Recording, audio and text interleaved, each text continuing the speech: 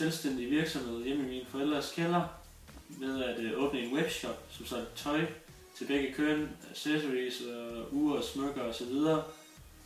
Og ja, nu er den så blevet så stor, at jeg tjener rigtig godt på den.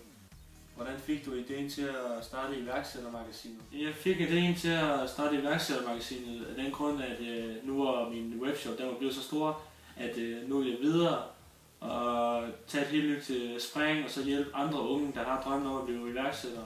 Hvordan har du det med, at hver dag ikke er ens i din virksomhed? Jeg har det fint nok med, at hver dag ikke er den samme på arbejdspladsen. Fordi at, jeg er glad for at kunne prøve noget nyt hver dag. Hvorfor valgte du at blive iværksætter? Jeg startede selvstændig virksomhed på grund af, at det altid har været en stor drøm for mig at være selvstændig helt alene. Altså selvfølgelig at have ansatte og det, men stadig starte selv helt alene, uden nogen hjælp fra andre.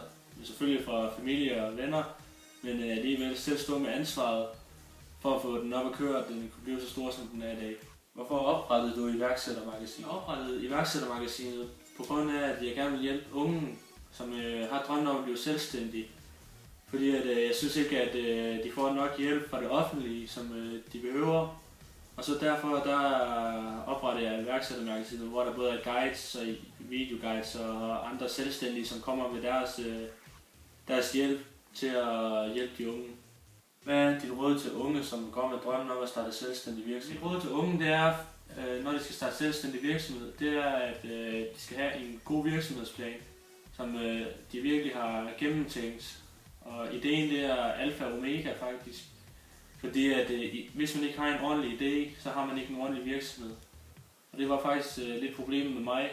Jeg startede i webshoppen, som jeg fortalte, at der havde jeg ikke sådan ordentligt tænkt mig igennem med tilladelser og noget. Så der var lidt svært i starten, men det er så kommet efter og så undersøgt det, der skal undersøges.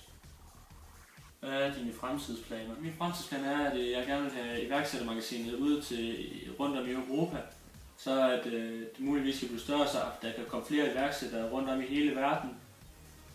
Og så vil jeg stadig have webshoppen ved siden af, så at den også kan holdes kørende. Muligvis sælge den, så jeg kun fokusere på iværksættermagasinet, men lige nu så ser det ud til, at jeg skal have begge virksomheder. Tak fordi du havde tid til at svare på disse spørgsmål.